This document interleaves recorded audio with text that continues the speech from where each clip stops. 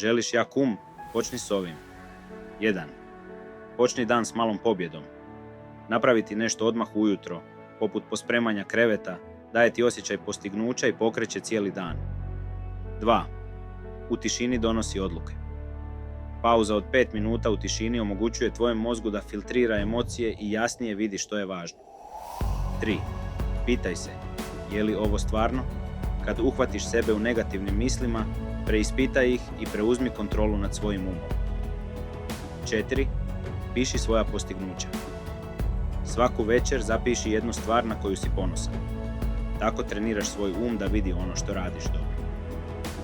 5. Pazi kako pričaš o sebi.